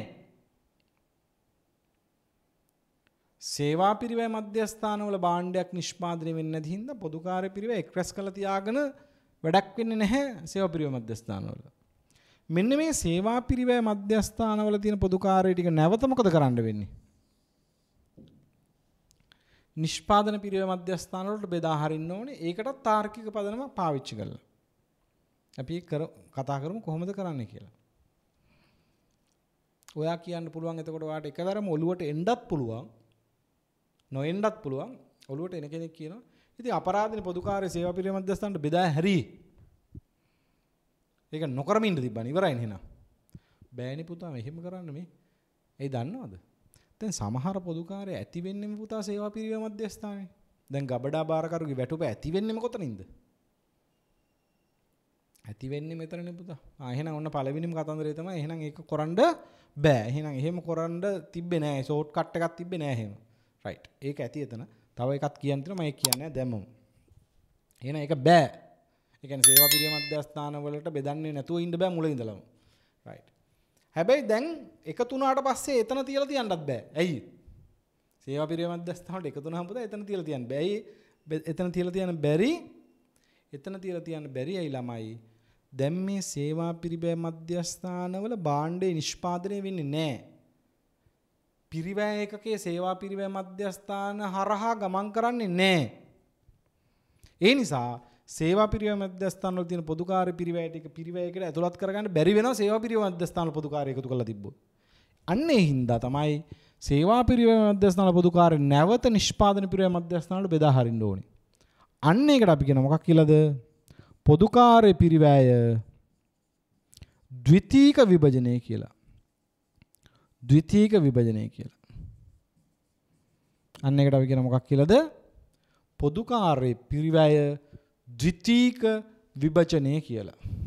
right. දැන් මේ වැඩේ කරාම ඔක්කොම පොදුකාර්ය ටික දැන් එකතු වෙලා තියෙන්නේ කොහෙද? නිෂ්පාදන පිරිවැය මධ්‍යස්ථානවල. right. right. දැන් ඉතින් නිෂ්පාදන පිරිවැය මධ්‍යස්ථානට පොදුකාර්ය පිරිවැය ටික එකතු කරගත්තා නම් අන්තිම විදිහට පොදුකාර්ය අන්තර්ග්‍රහණය කරන්න පුළුවන්. මේක තමයි අමාරුම වැඩේ. මේක තමයි පුතා ඩබල් ට්‍රිබල් ස්ටාර් දාගන්න ඕනේ. මෙතන තමයි කතන්දරේ තියෙන්නේ. මේක මම මෙතනදී කතා කරන්නේ නැහැ. මම පළවෙනියට කතා කරන්නේ පුතා පළවෙනි ස්ටෙප් තුන විතරයි. මෙතනට ඇවිල්ලා ඉමු අපි. නේ. මෙතනට ඇවිල්ලා ඉමු අන්තර්ග්‍රහණය කරන්න. මොකද පළවෙනි පියවර තුන හොඳට තේරුම් ගත්තොත් මං කියන්නේ මේ ගණන් හදන එක නෙමෙයි පුතා. ගානක් බලාගෙන ගානක් හදන්න පුරුදු වෙන එක වැඩක් වෙන්නේම නැත. හරි. ඒක බොහොම පැහැදිලි වෙන විභාග ප්‍රශ්නයකදී. කලමනාකරණ ගිණුම් කරන ඉගෙන ගත්ත කෙනාට ඕනෑම ප්‍රශ්නයකට උත්තර දෙන්න පුළුවන්. කලමනාකරණ ගිණුම් කරන ඉගෙන ගත්ත කෙනාට. ඒ කියන්නේ මේකේ මූලධර්ම ටික ඉගෙන ගත්ත කෙනාට ඕනම ප්‍රශ්න උත්තර දෙන්න පුළුවන්. හැබැයි ඒවා ගානක් විතරයි නම් තේරුම් ගත්තේ. ගානක් විතරක් හදන්න ඉගෙන ගත්තොත් ඒ වගේ ගානක් ආවොත් හදන්න පුළුවන්. අපි එහෙම නෙවෙයි කරන්න ළමයි. අපි මේකේ ප්‍රින්සිපල් එක හොඳට තේරුම් ගන්න උත්සාහ කරමු. right. පොදුකාර්ය අන්තර්ග්‍රහණය කියන පියවර දාගන්න. තියාගත්තර කමන්නේ දැනට අපි කියන්නේ. එහෙනම් ළමයි ලියා ගන්නකො මෙහෙම පාඩමේ නම. දැන් පොතේ ලියා ගන්න මෙහෙම පාඩමේ නම. ගොඩක් ඒවා ටිකුට් එකේ තියෙනවා ඒවම ලියවන්නේ නැහැ මම. නමුත් මගේ අර පුංචි කෙටි සටහනක් තියෙනවා ඒ ටික ලියවනවා මම. ඒකෙන්ද ළමයි පොතේ ලියා ගන්න මාතෘකාව පළවෙනියට මාතෘකාව ලියා ගන්න පොදුකාර්ය පිරිවැය කියලා. පොදුකාර්ය පිරිවැය කියලා ලියා ගන්න මාතෘකාව. පොදුකාර්ය පිරිවැය කියලා ලියා ගන්න. ලියලා ළමයි පළවෙනියටම ලියා ගන්න අනුමාතෘකාවක්. පොදුකාර්ය පිරිවැය පොදුකාර්ය පිරිවැය පොදුකාර්ය පිරිවැය පොදුකාර්ය පිරිවැය බෙදා හැරීමේ ක්‍රියාවලිය පොදුකාර්ය පිරිවැය බෙදා හැරීමේ ක්‍රියාවලිය කියලා අනුමාත්‍රා ලියාගත්තා. ඒ අර්ථය ළමයි මෙහෙම ලියන්න. ඒ අර්ථය මෙහෙම ලියන්න. ඒ අර්ථය මෙහෙම ලියන්න. පොදුකාර්ය පිරිවැය පොදුකාර්ය පිරිවැය දැන් ඔලුව පාත් කරගෙන ලියනවා. පොදුකාර්ය පිරිවැය පොදුකාර්ය පිරිවැය පිරිවැය ඒකකයට පිරිවැය එකකට පොදුකාර්ය පිරිවැය පිරිවැය එකකට අන්තර්ග්‍රහණය කිරීම සඳහා අන්තර්ග්‍රහණය කිරීම සඳහා පොදුකාර්ය පිරිවැය පිරිවැයකට අන්තර්ග්‍රහණය කිරීම සඳහා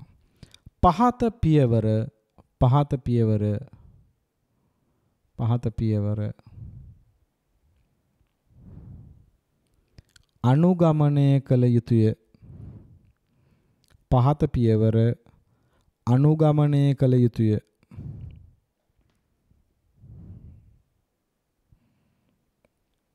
පළවෙනි එක අංක 1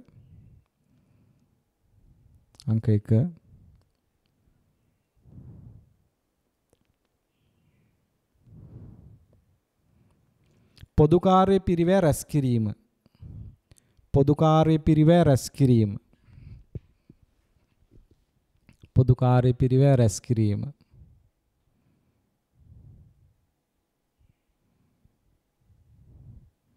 දෙක පොදු කාර්ය පිරිවැය ප්‍රතිපාදනය. පොදු කාර්ය පිරිවැය ප්‍රතිපාදනය. ඇල ඉරක් ගහලා වෙන් කිරීම. ඇල ඉරක් ගහලා වෙන් කිරීම.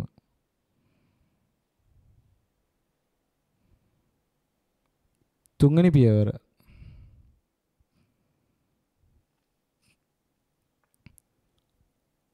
පොදු කාර්ය පිරිවැය ප්‍රාථමික විභජනය. පොදු කාර්ය පිරිවැය ප්‍රාථමික විභජනය.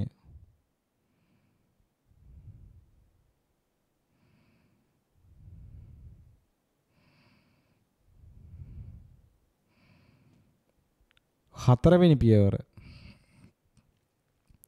පොදු කාර්ය පිරිවැය ද්විතීක විභජනය. පොදු කාර්ය පිරිවැය ද්විතීක විභජනය. පොදු කාර්ය පිරිවැය ද්විතීක විභජනය. පස්වෙනි පියවර පොදු කාර්ය පිරිවැය අන්තර්ග්‍රහණය.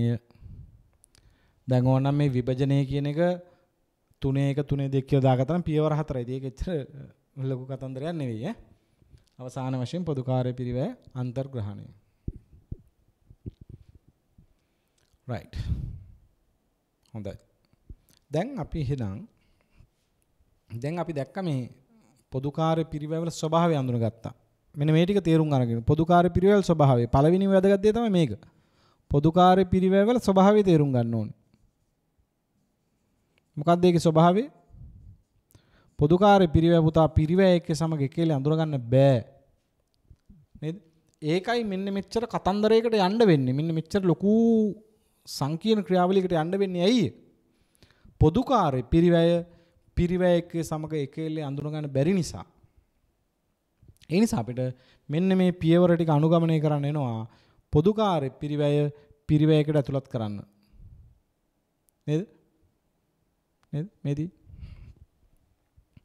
ඍජු පිරිවැයක සමග කෙලින්ම හඳුනාගත හැකි වුවත් පොදු කාර්ය පිරිවැය එසේ පිරිවැය එකක අතර බෙදා හැරීම සඳහා යම් ක්‍රියාපිළිවෙලක් අනුගමනය කිරීම සිදුවේ. අන්න ඒ නිසා තමයි මේ පොදු කාර්ය පිරිවැය බෙදා හැරීමේ අවශ්‍යතාව පැන නගින්නේ. මේ පොදු කාර්ය පිරිවැය බෙදා හැරීම සඳහා අපිට සිද්ධ වෙනවා අපි දැන් කතා කරපු ක්‍රියාවලිය අනුගමනය කරන්න. මේ පියවර ටික අනුගමනය කරන්න. දැන් අපි ඔය පියවර ඔක්කොම ටික එකවර අනුගමනය කරන්නේ නැතුව නේද? මේ තියෙන පියවර ටික පොදු කාර්ය රැස් කිරීම, පොදු කාර්ය පිරිවැය ප්‍රතිපාදනය, විභජනයක ප්‍රාථමික සහ ද්විතීක විදිහට බෙදෙනවා. අවසාන වශයෙන් පොදු කාර්ය පිරිවැය අන්තර්ග්‍රහණය. ඒතර ඔය පිළිවෙලට යන්න කලින් ඔය පියවර ටිකට යන්න කලින් අපි අඳුනගත්තා දැන් පොදු කාර්ය පිරිවැය කියන එක බෙදා හැරීමේ අවශ්‍යතාවය කියන එක අපි අඳුනගත්තා. ඇයි පොදු කාර්ය පිරිවැය සම්බන්ධයෙන් මේ වගේ සංකීර්ණ ක්‍රියාවලියක් සිද්ධ වෙන්නේ නේද? හොඳට ඔළුවේ තියෙන්න ඕනේ. දැන් අර උදාහරණ ගන්න පොත් 1000කට ඇනෝම ජනවාරි 1 වෙනිදා ලැබුණා. ජනවාරි 7 වෙනිදා පොත් 1000 ඇනෝම ඉවර කරලා දුන්නා. හැබැයි ජනවාරි 7 වෙනිදා වෙනකොට අපි දන්නේ නැහැ මේ පොත් 1000ට ගියපු ඇත්ත විදුලි වියදම දන්නේ නැහැ. ඇත්තට මේ පොත් 1000ට රක්ෂණ වියදම දන්නේ නැහැ. මේ පොත් 1000 යන්ත්‍රශය දන්නේ නැහැ. ඒක හොයාගන්නත් බෑ ළමයි හරියටම. නේද? හැබැයි ජනවාරි 5 වෙනිදා මේ ඇනෝම ඉවර කරද්දී මේකට කියපු කඩදාසි වල පිරිවැය දන්නවා. මේකට ඍජු ශ්‍රමයේ ගියා නම් ඒක දන්නව හරියටම. ඒ කියන්නේ ඒ වියදම් පිරිවැයක සමග එකේල අඳුර ගන්න පුළුවන්. හැබැයි ඇතැම් වියදම් තියෙනවා පිරිවැයක සමග එකේල අඳුර ගන්න බැරි. අන්න ඒවා තමයි කියන්නේ පොදු කාර්ය පිරිවැය කියලා. අන්න ඒවා බෙදා හරින්න නම් අපිට සිද්ධ වෙනවා අර විදිහට ක්‍රියාපිළිවෙලක් අනුගමනය කරන්න. පියවර කීපයක් අනුගමනය කරන්න. අපි එහෙනම් උදාහරණයකට යමු ඉස්සෙල්ලාම. අපි මේ පළවෙනි උදාහරණයෙන් හරි? අපි පළවෙනි උදාහරණය තමයි මේ පළවෙනි උදාහරණයෙන් බලමු. උදාහරණ අංක 1 වාගේ ටියුට් එකේ බෝඩ් එකත් බලන්න පුළුවන්. නැත්නම් ටියුට් එක දිහාත් බලා ගන්න පුළුවන්. දැන් උදාහරණ අංක 1න් අපි උත්සාහ කරමු මේකේ පියවර කීපයක් යන්න. මම මේක ඇත්තට මේ ගානේ අපි යන්නේ පළවෙනි පියවර 3ට.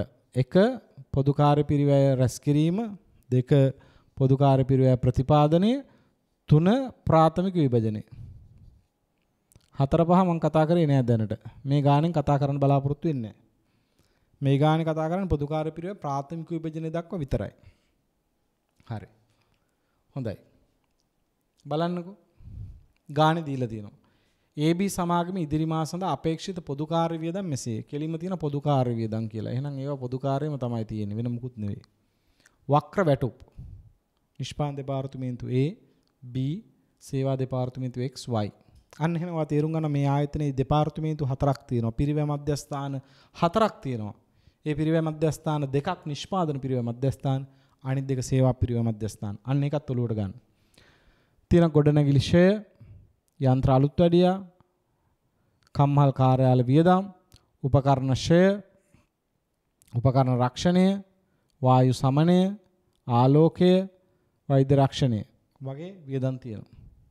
ඒ වගේම තියෙනවා කම්හලේ ඇති නිෂ්පාදන දෙපාර්තමේන්තු පිළිබඳ තොරතුරු මෙසේය. නිෂ්පාදන සේවා දෙපාර්තමේන්තු තොරතුරු මෙසේය. බිම් ප්‍රමාණය තියෙනවා, පරිමාප තියෙනවා, සේවක සංඛ්‍යාව තියෙනවා. ඊට පස්සේ තියෙනවා උපකරණවල පොත් අගය. උපකරණවල පොත් අගය. ඒ වගේ තොරතුරු කීපයක් මේ ගානේ දීලා තියෙනවා. right. එතකොට අපෙන් අහන්නේ ප්‍රශ්නේ පොදු කාර්ය වියදම් දෙපාර්තමේන්තු අතර බෙදීම පෙන්වන පොදු කාර්ය විශ්ලේෂණ පත්‍රිකාවක් පිළිල කරන්න. මේ ටික බෙදා හැරීම පෙන්වන පත්‍රිකාවක් පිළිල කරන්නලු. right. අපි එහෙනම් පත්‍රිකාවක් පිළිල කරමු. නේද? right.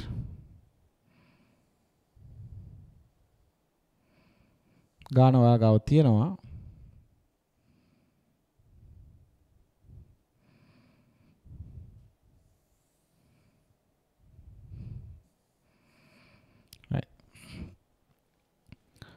පොදු කාර්ය පිරිවැය බෙදා හැරීම දක්වන පත්‍රිකාවක්. අපි මෙන්න මෙහෙම එකක් හදනවා. ළමයි මෙහෙම එකක් අපි හදමු. මම ඉස්සෙල්ලාම දාගත්තා මේ ඔන්න විස්තරය කියලා ලිව්වා. විස්තරය. විස්තරය. පදනම මුළු වටිනාකම නැත්තම් පිරිවැය. ඊට පස්සේ තියෙනවා පිරිවැය මධ්‍යස්ථාන 2ක්.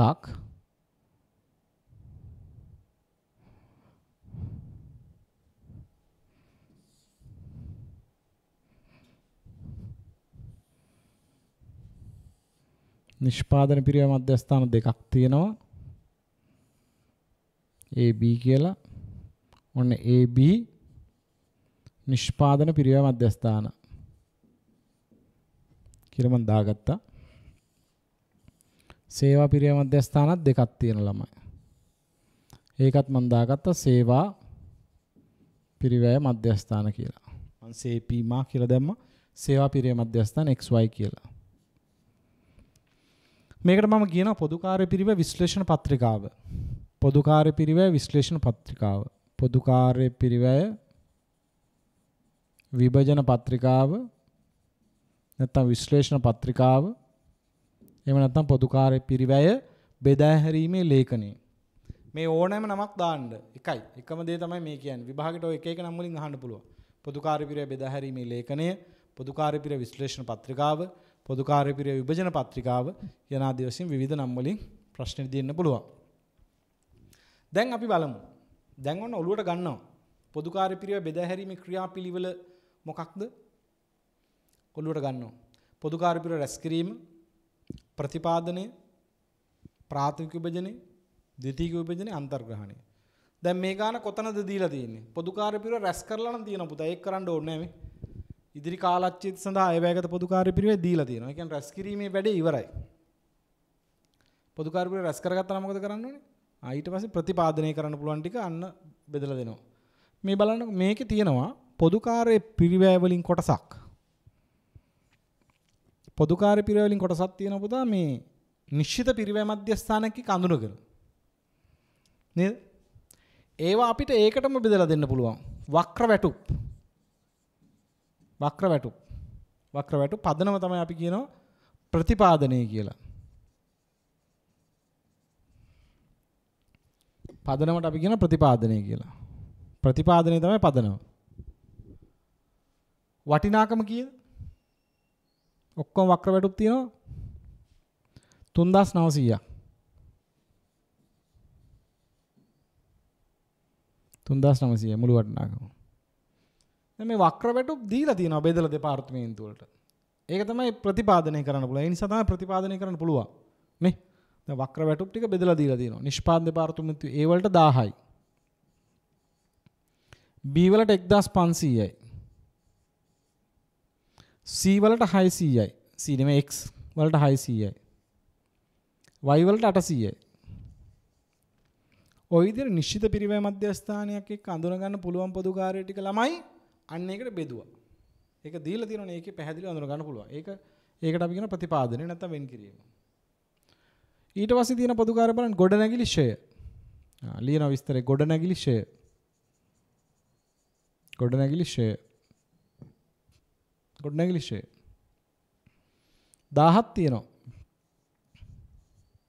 දැන් ඔන්න ප්‍රශ්නයක් කරන ගොඩනැගිලි ෂය 1000ක් තියෙනවා. හැබැයි A ට B ට X ට Y ට කියලා දීලා නැහැ ගානේ. දීලා නැත් දෙන්නත් බෑ. ඇයි? මුළු ගොඩනැගිල්ලම එකවර තමයි ෂෙයා කරලා තියෙන්නේ. එකපාරට බලලා ගොඩනැගිලි පිරිවැය දිහා බලලා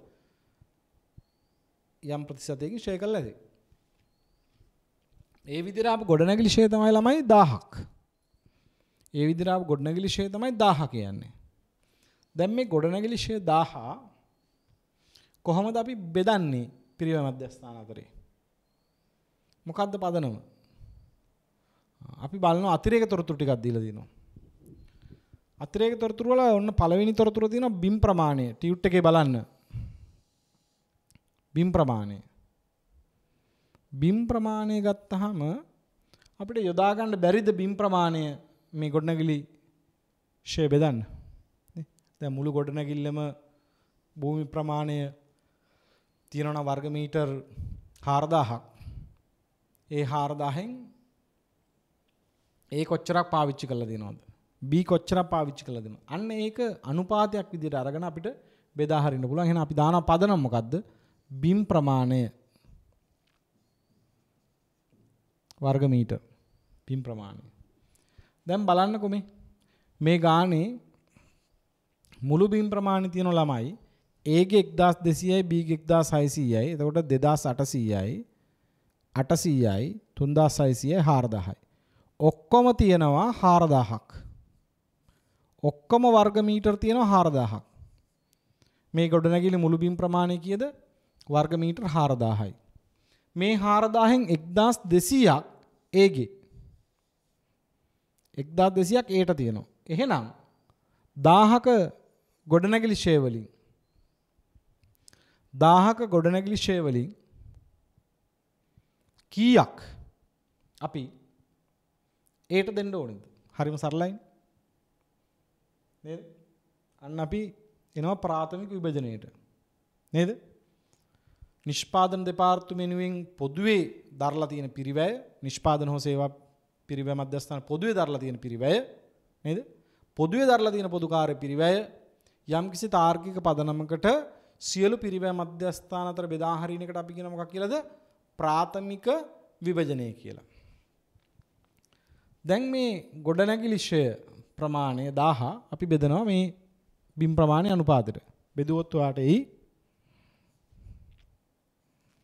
300ක්. Aට එනවා 300ක්. Aට 300ක් එනවා. Bට කීයක් එයිද? Bට දැන් ඔක්කොම 4000න් ළමයි. 4000න් B ගේ තියෙනවා 1600ක්. එහෙනම් 1000ක ගොඩනැගිලි කුලියෙන් එයාට කීයක් දෙන්න ඕනද? 1000න් කීයක් දෙන්න ඕනද? ඒක 400ක් කියලායි. නේද? ඒක නෝ ළමයි 400ක් කියලා. අපි 400ක් දෙනවා. එතකොට ඊට පස්සේ C ට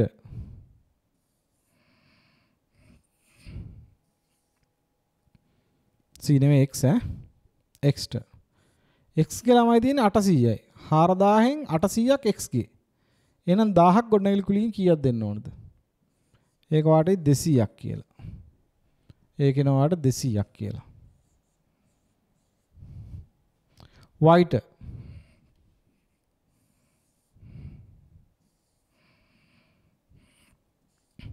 y ගේ තියෙන්නේ 4000න් 400යි.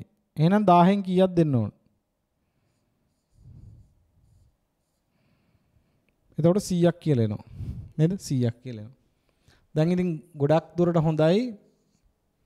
නිකමට බැලුවා නම් මේ ටික එකතු කරලා 300 400 700 200 900 1000යි. හරි. ගොඩනැගිලි ෂේ කියන වියදම 1000 දෙපාර්තමේන්තු 4 අතර තාර්කික පදනමකට බෙදා හැරියා. පදනම තමයි උනේ බිම් ප්‍රමාණය. බිම් ප්‍රමාණය තාර්කිකයි. ඒක තාර්කික පදනමක්. ඇයි? ගොඩනැගිලි ෂේ බෙදා හරින ඉතින් බිම් ප්‍රමාණයට වඩා මොකද්ද තියෙන පදනම? මේ දෙපාර්තමේන්තු අතර මේ දීලා තියෙන තොරතුරු වලින්. නේද? right. ඊට පස්සේ කම්හල් නඩත්තුව 600යි. කම්හල් නඩත්තුව. කම්හල් නඩත්තුව. ඔයාලට හිතනවා නිකන් කම්හල් නඩත්තුව. දීලා තියෙන පදනම් වලින් මොකද්ද හොඳම? නඩත්තු වියදනුත් ඉතින් බිම් ප්‍රමාණයට බෙදලා හැරියොත් හොඳයි නේද? නිකන් හිතනවනේ. එහෙනම් ඒක දාම් බිම් ප්‍රමාණයට. නඩත්තු අලුත් වැඩි 600යි. 600යි. අන්න 600 බෙදමුද? නේ. දැන් 600 බෙදා හරිමු.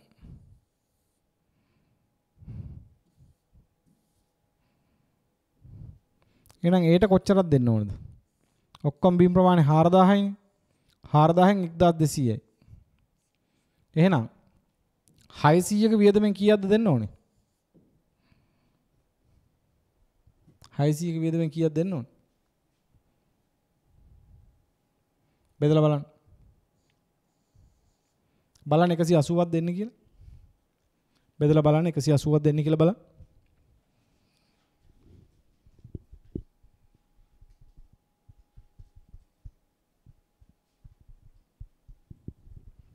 එකසි 80යි. ඊට පස්සේ බීට ළමයි. බීට 4000න් 1600ක් තියෙනවා. එහෙනම් 600ක අලුත් වැඩියා වලින් කීයක් දෙනවද?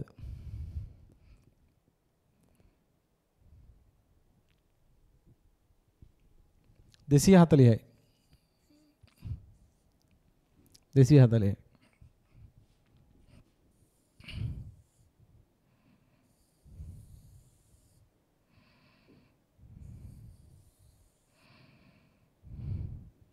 එක්ස්ට right එක්ස්ට 4000න් 800යි. 4000න් 800 යන 600න් කීයක් දෙන්න ඕනද?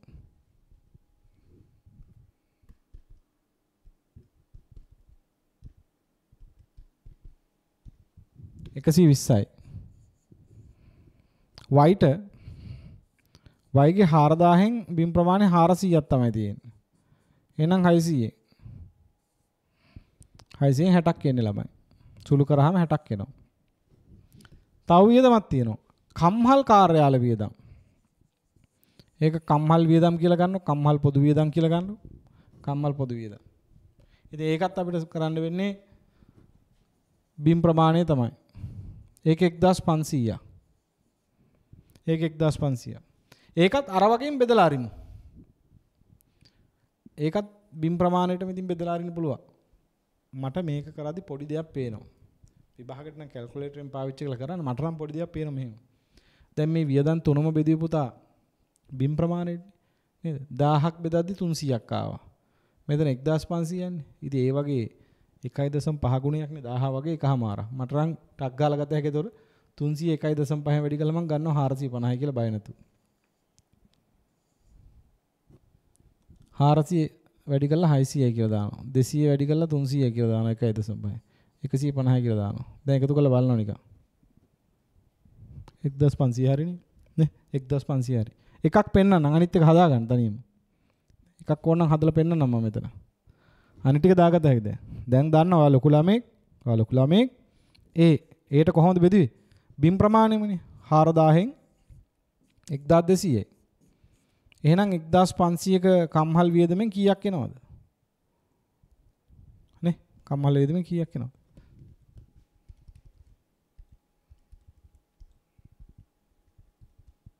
450 කියලා එනවා ලස්සනට. ඔය දැම්මේ නේද? right. ඊට පස්සේ ළමයි ඊළඟට තියෙනවා උපකරණ ෂය. උපකරණ ෂය. බලන උපකරණ ෂය තියෙනවා ළමයි 800ක්. බලන්න මොනවද තියෙන තොරතුරු කියලා මේක බෙදා හරින්න.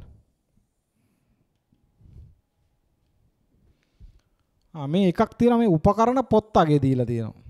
ඉතින් උපකරණ ෂය දෙපාර්තමේන්තුව අතර බෙදා හරින්න උපකරණ පොත් අගේට වඩා දෙයක් තියෙයිද? නේද? ඒක තමයි හොඳම එක නේ. එහෙනම් උපකරණ පොත් අගේ.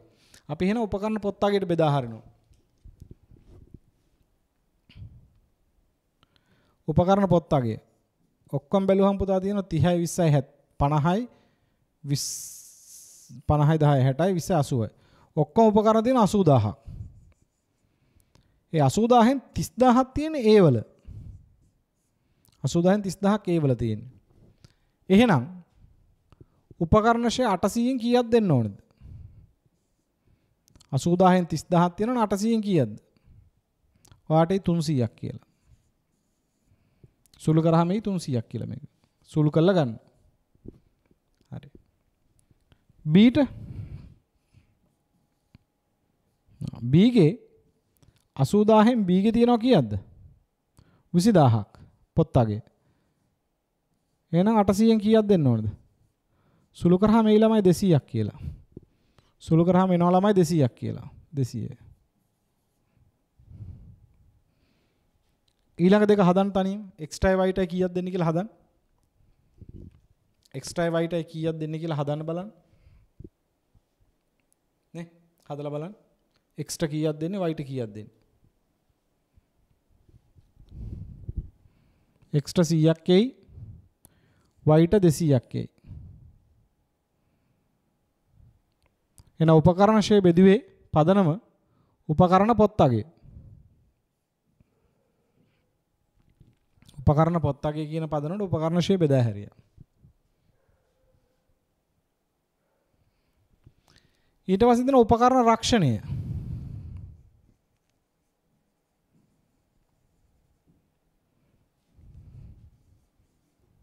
උපකරණ රක්ෂණය. දැන් උපකරණ රක්ෂණය බෙදන්නේ මොකද්ද? උපකරණ වෙනුවෙන් කියපු රක්ෂණ වියදම මේ තියෙන පදනම් වලින් තොරතුරු වලින්. ඒකත් ඉතින් ගන්න වෙන පුතා උපකරණ පොත්තගේ. දැන් මට අරකම පේනවා එකම පදනමනේ පුතා නේ. දැන් ඔයාලට පුළුවන් ඉතින් ආයෙත් හදන්න. දැන් ඒට කොච්චරද දෙන්න ඕන කියලා හදන්න පුළුවන් පුතා මෙහෙම.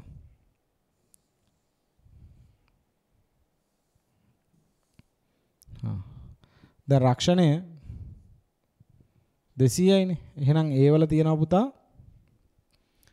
80000න් 30000ක උපකරණ ඒ කියන අංශය තියෙන. මුළු උපකරණ වල පොත්තගේ 80000කින් 30000ක්. එහෙනම් 200න් කීයක් එනවද? 200 එනවා 75ක්. ඒතර මෙතනට එනවා B ට. ඒතර B ට එන්නේ කොහොමද? 80000න් 20000ක් යන්ත්‍ර තියෙන B ගේ. ඒතර රුපියල් 200ක රක්ෂණ වියදමෙන් කීයක් එනවද? සුළු කරාම ඔබට ලැබෙයි 50ක් කියලා. අනිත් දෙකත් හදලා දාමු. දැන් මට නම් පේනවා මේ එකම ගානනේ බෙදන්නේ. එකම පදනමටනේ බෙදන්නේ. උපකරණ පොත්තගේට උපකරණ පොත්තගේට. මෙතන 800ක් මෙතන 200ක්. 800න් 4න් එකක් තමයි 200 කියන්නේ. මම ටක් ගාලා කරන්නේ 304න් බෙදුව 75යි. 204න් බෙදුව 50යි. 104න් බෙදුව 25යි. 204න් බෙදුව 50යි. ක්‍රොස් චෙක් කරලා බලන්න කාලය අරගෙන ප්‍රශ්නයක් නැහැ. right. ඊට පස්සේ වායු සමනය. වායු සමනය කියලාම වෙනම දීලා තියෙනවා. වායු සමනය.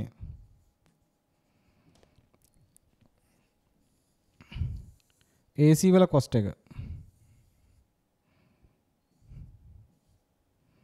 right. වායු සමනය. දැන් වායු සමනයේට ගිහිල්ලා තියෙන වියදම කීයද? 390ක්. right. වායු සමනය 390යි. 390යි. වායු සමනය කියන එක හොඳම පදනම තමයි. බිම් ප්‍රමාණය ප්‍රශ්නයක් නෑ. නමුත් වඩා හොඳයි පරිමාව ගන්න ඕන. මොකද AC කොස්ට් එක වායු සමනයට යන වියදම තීරණයනේ පරිමාවත් එක්ක. මොකද ඇත්තටම බලනවනම් කාමරයක දිග පළල උස කියන කාරණා තුනම බලපානවා. උස වැඩි වුණොත් AC cost එක වැඩි. ඒ කියන්නේ බිම් ප්‍රමාණය විතරක් බලලා බෑ. වර්ග ඵලය විතරක් බෑ. පරිමාව තමයි වඩා හොඳ. පරිමාව දීලා තියෙනවනේ. පරිමාව ඝන මීටර දීලා තියෙනවා මේ. 3000යි 6000යි 9000යි 2000යි 11000යි 13000යි. ඔක්කොම පරිමාව 13000ක් තියෙනවා. මුළු බිල්ඩින් එකෙන් පරිමාව 13000යි ඝන මීටර. ඒකෙන් 3000ක් A. 3000ක් A කියන නිෂ්පාදන අංශය. එහෙනම් 390න් කීයක් දෙන්න ඕනද? 390න් කීයක් දෙන්න ඕනද? 390න් කීයක් දෙන්න ඕනද? 3000 බෙදීම 13000 වැඩි කිරීම 390.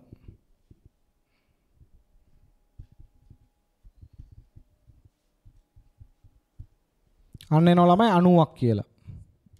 Aට. Bට 13000න් B ගේ තියෙනවා 6000ක් ඝන මීටර. එහෙනම් 390න් කීයක් දෙන්න ඕනද එයාට?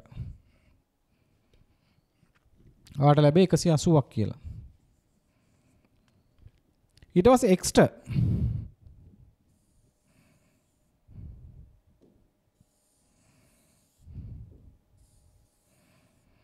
Xට ඔක්කොම ඝන මීටර 13000යි 13000න් x ගේ තියෙන්නේ 2400යි. එහෙනම් 390න් කීයක් දෙන්න ඕනද? ඔබට ලැබෙයි සුළු කරාම 72ක් කියලා. මේක සුළු කරලා බලන්න 72ක් කියලා ලැබෙනවා. y ට 13000න් 1600යි. 390න් කීයක්ද එහෙනම්? 48ක් කියලා ලැබේ. දැන් නිකමට එකතු කරලා බලන්න මේ ටික. 72යි 48යි 180යි 90යි.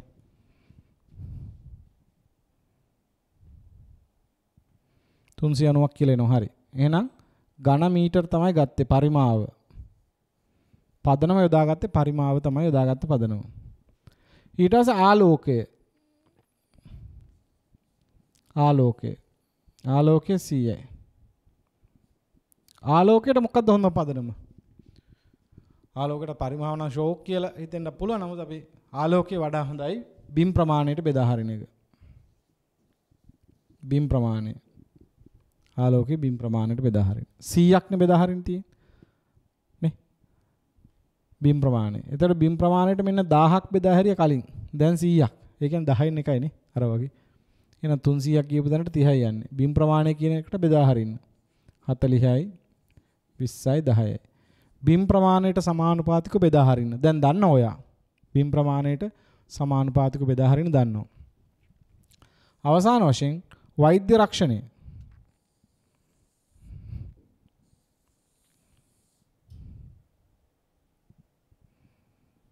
වෛද්‍ය රක්ෂණය. right?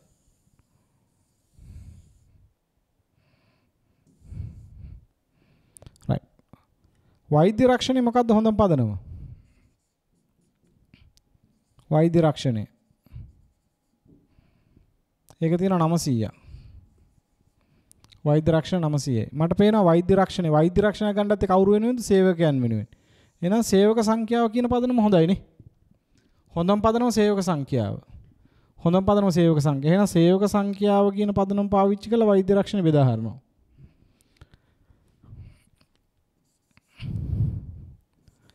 ඒට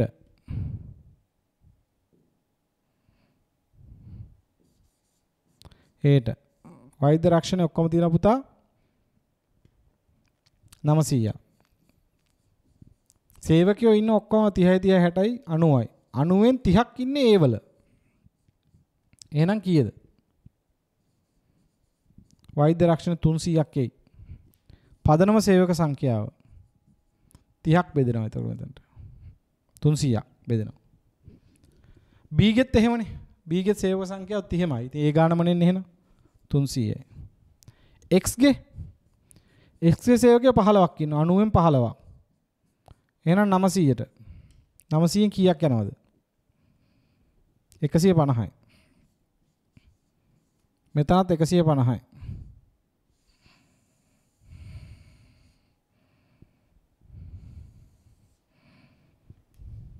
right. ඔච්චරයි තියෙන පොදු කාර්යය. අපි මේකට ලියනවා මුළු පොදු කාර්යය කියලා විස්තරය. මුළු පොදු කාර්යය. දැන් එකතු කරලා ගන්න. දැන් මේ ටික එකතු කරලා ගන්න. මුළු පොදු කාර්යය පහලට ගන්න. එක එක දෙපාර්තමේන්තුවේ මුළු පොදු කාර්යය ටික දැන් එකතු කරලා පහලට ගන්න. අපි එකතු කරමු.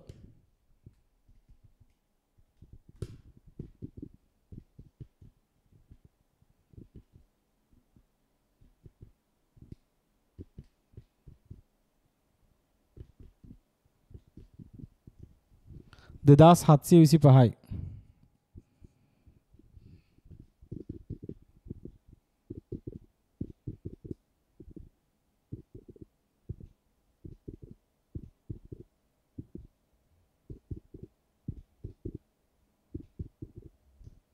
තුන්දාස් 510යි.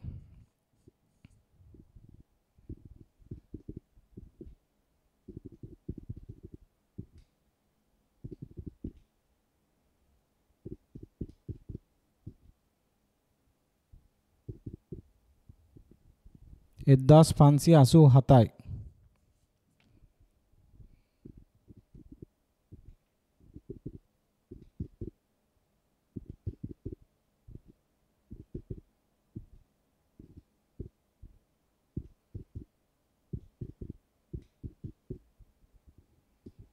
එක්දාස් 568යි. ඔය තමයි ප්‍රාථමික විභජනයට පස්සේ එක් එක් නිෂ්පාදන දෙපාර්තමේන්තු වල එකතු වෙන පොදු කාර්ය ප්‍රමාණය. නේද? ප්‍රාථමික විභජනයට පස්සේ එක් එක් නිෂ්පාදන පිරිවැය මධ්‍යස්ථාන සහ සේවා පිරිවැය මධ්‍යස්ථානවල එකතු වෙලා තියෙන පොදු කාර්ය ප්‍රමාණය. ඒ කියන්නේ මේ මුළු 9390 තමයි මේ විදිහට කියලා තියෙන්නේ. මේක එකතු කරලා බලන්න 9390ක් ඇති. මේ 9390 නිෂ්පාදන හා සේවා පිරිවැය මධ්‍යස්ථානවලට බෙදා හැරියා. ඒ කියන්නේ කාලච්ඡේදයේ රැස් කරපු පොදු කාර්යය මුළු අයවැයගත පොදු කාර්යය සියලුම පිරිවැය මධ්‍යස්ථානවලට බෙදා හැරියා. බෙදා හරිදින් ප්‍රතිපාදනය කරන්න පුළුවන් ඒවා ප්‍රතිපාදනය කළා. අනිත් ඒවා යම් තාර්කික පදනමකට ප්‍රාථමික විභජනය කියන අධීරයේදී සියලුම පිරිවැය මධ්‍යස්ථානවල බෙදා හැරියා. දැන් අපිට ප්‍රාථමික විභජනයේ අවසානයේදී මුළු පොදු කාර්යය මේ ආකාරයට පිරිවැය මධ්‍යස්ථානවලට බෙදලා තියෙනවා. දැන් අපි මේකෙදි කතා කළේ මූලික වශයෙන් ප්‍රාථමික විභජනය. හරි. හොඳයි අපි ඊළඟ වීඩියෝ එකේදී පොදු කාර්ය ද්විතීයික විභජනය සහ අන්තර්ග්‍රහණය පිළිබඳව සාකච්ඡා කරමු. සියලු දෙනාටම ආයුබෝවන්.